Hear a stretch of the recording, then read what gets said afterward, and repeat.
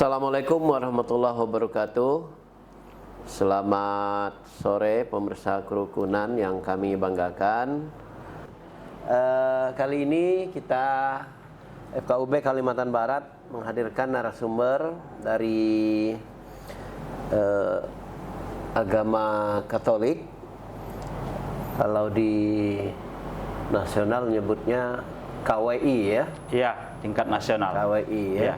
Tapi kali ini kita dari Keuskupan Agung Pontianak, di mana tema kita adalah kemanusiaan, dialog antaragama dan kebangsaan, perspektif iman Katolik di Kalimantan Barat, menghadirkan Romo Serafikus Suwarno, salah satu pengurus FKUB Kalimantan Barat.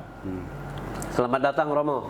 Terima kasih. Jadi terima kasih atas perkenannya, kesediaannya di sore hari ini. Jadi tentu kita ingin menggali banyak hal terkait dengan upaya atau ikhtiar dari Keuskupan Agung Pontianak dalam memberikan pelayanan tentang kerukunan dan kebangsaan di Kalimantan Barat. Pada sesi pertama ini Romo, kita akan menggali tentang profil Keuskupan Agung Pontianak dan pelayanannya. Ya. Mungkin nanti Romo bisa sampaikan bagaimana sejarah Keuskupan Agung Pontianak ini. Mungkin kami persilakan Romo untuk menjelaskan tentang sejarah Keuskupan Agung, karena pemirsa ini kan mungkin hanya tidak ramai yang tahu, tapi kita pingin di luar, bukan hanya di umat Katolik tapi non agama Katolik, pingin juga mendengarkan sejarah ini, karena kalau lihat kan luar biasa sekali ini di Pontianak khususnya. Silakan Romo. Terima kasih Pak Didi sudah memperkenalkan saya juga. Baik, saya mungkin juga memperkenalkan diri. Silakan Romo. Nama saya Pastor Serafikus Suwarno, saya dari Keuskupan Agung Pontianak, tinggal di gedung Keuskupan Agung Pontianak Jalan Merdeka Barat.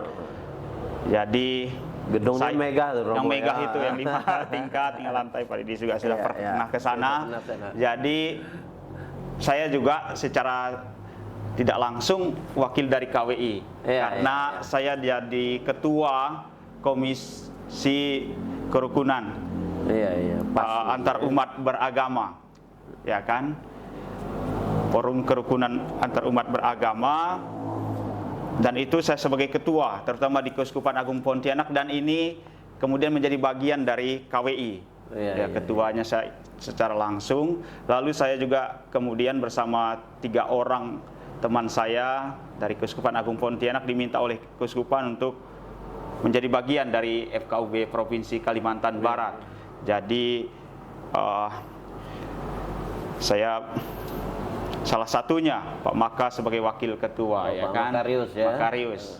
Lalu ya saya aktif juga mengajar di Sekolah Tinggi Teologi Pastor Bonus Pontianak, juga di Universitas Katolik Santo Agustinus Sipo, mengajar di keperawatan kebidanan, juga di satu university di Mega Mall, ya kan, kita punya di situ satu university.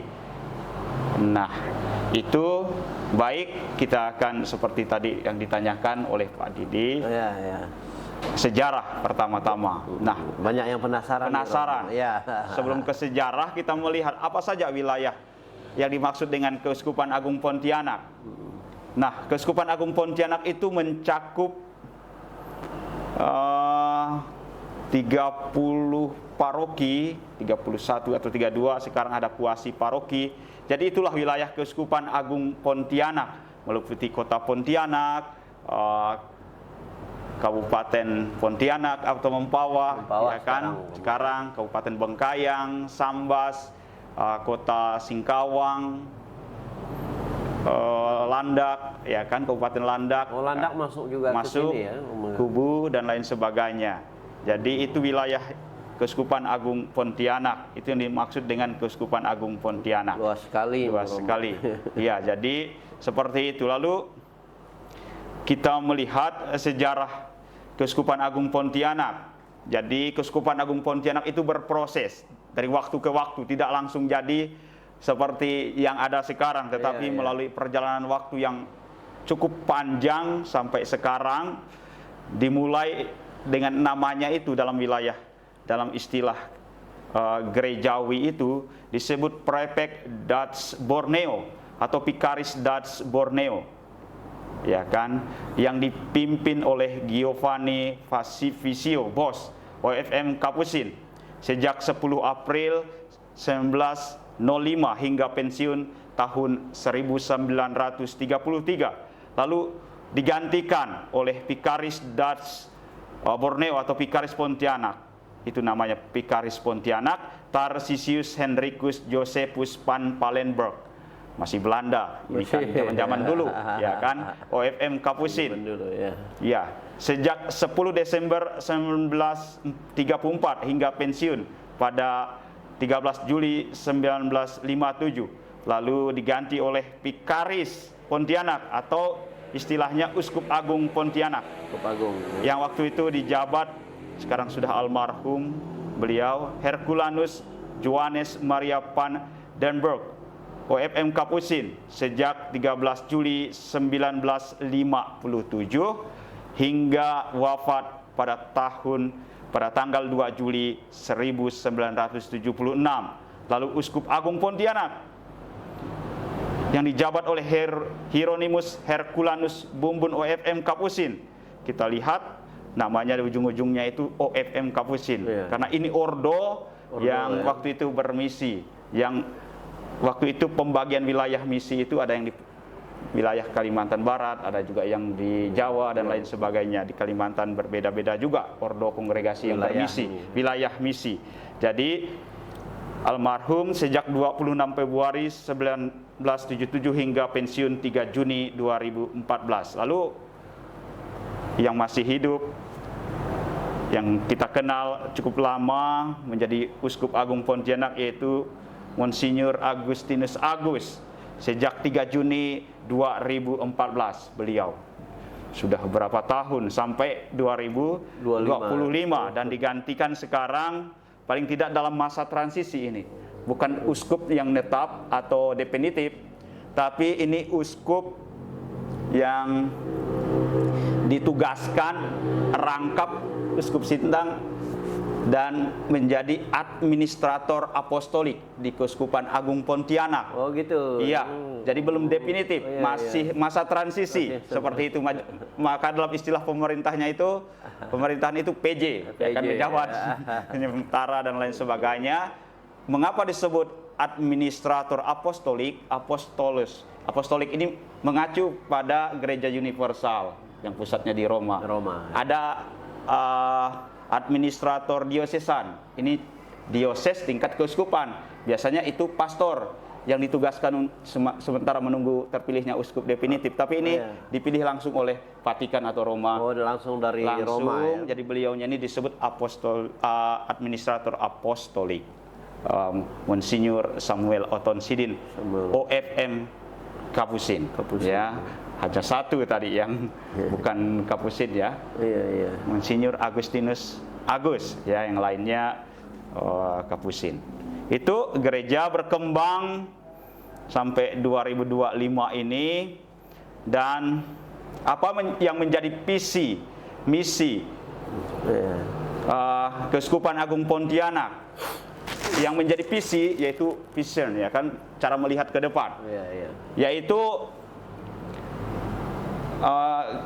Keuskupan Agung Pontianak adalah sebagai keluarga.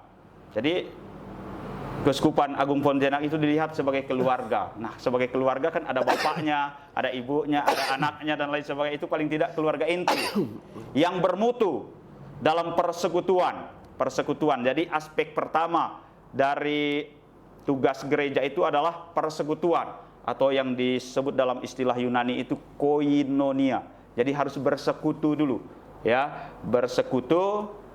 Bagaimana dalam gereja Katolik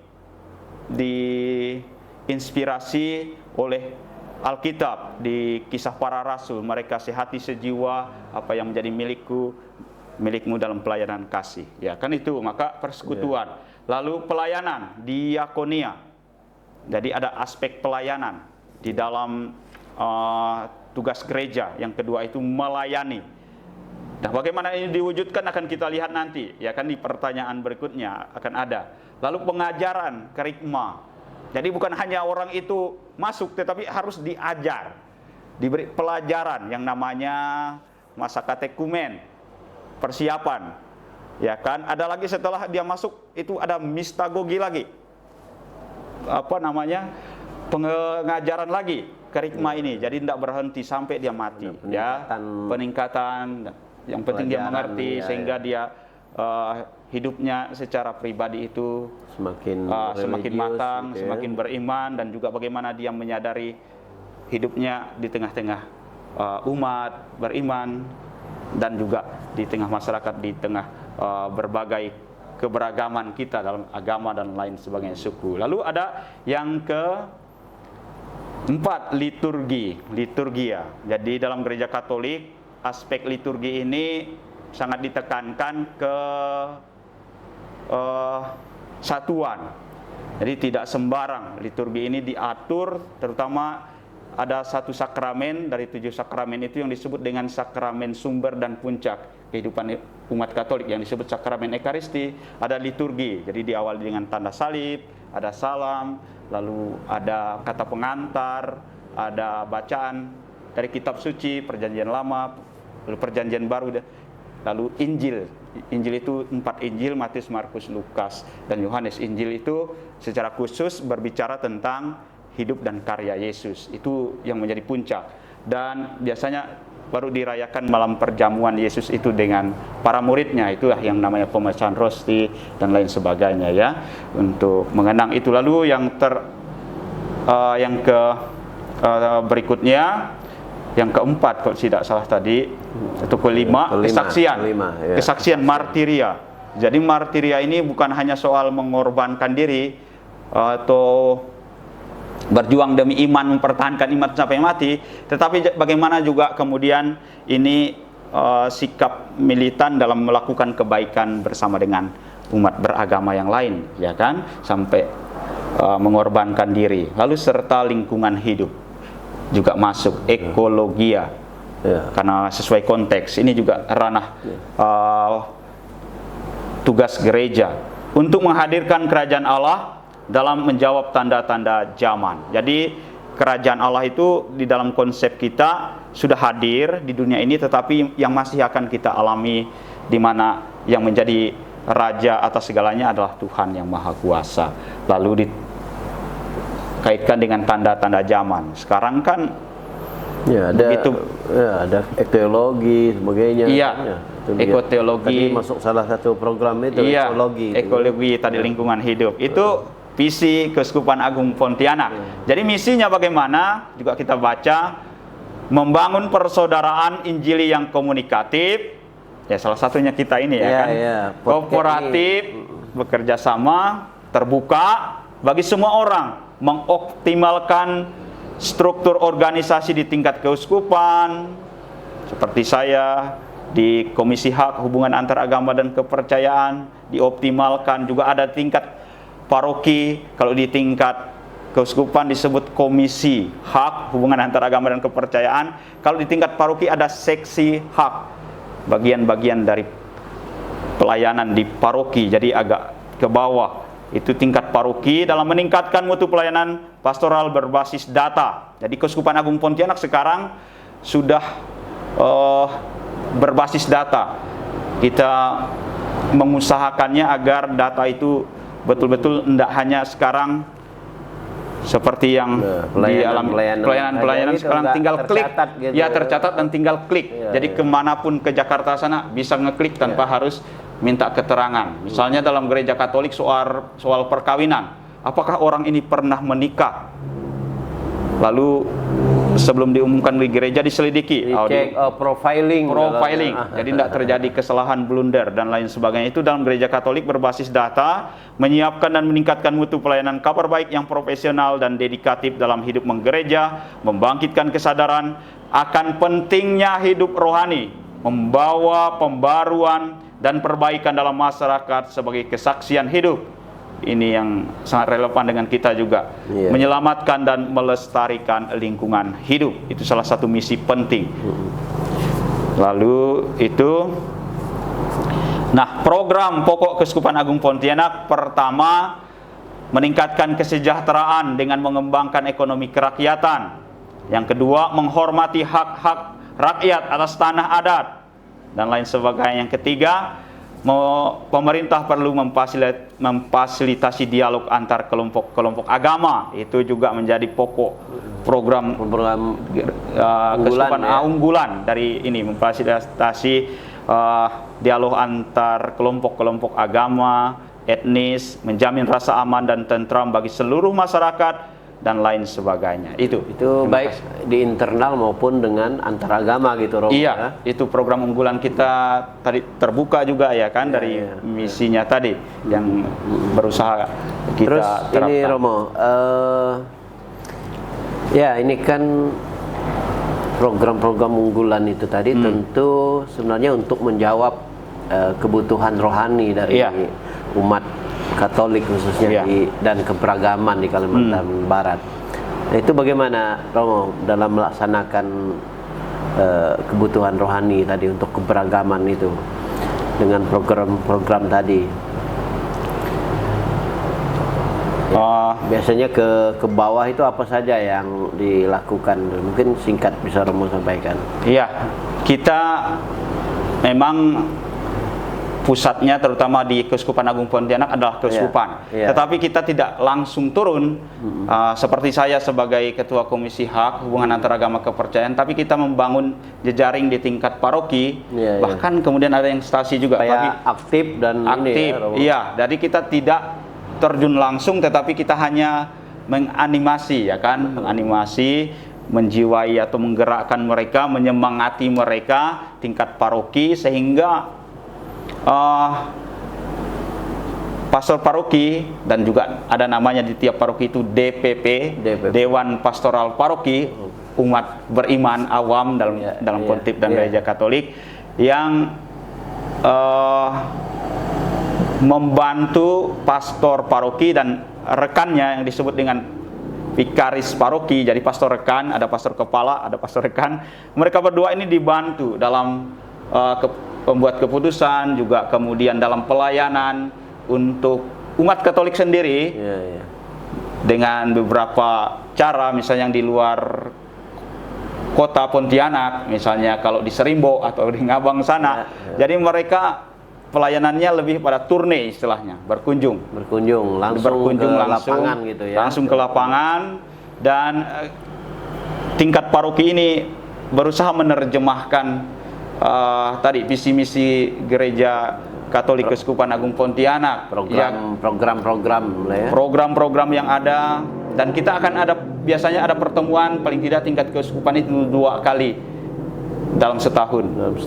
Jadi mengumpulkan para pastor, sehingga ketika parokinya ini keberagaman agama sukunya ini, maka akan mungkin lebih aktual Komisi Hubungan Antaragama Kepercayaan itu, ya kan, Komisi HAK. Tetapi ketika di situ lebih banyak orang yang memerlukan bantuan, terutama dalam hal pangan dan lain sebagainya, ada PSE, pengembangan sosial ekonomi. Jadi banyak komisi di Keuskupan Agung Pontianak.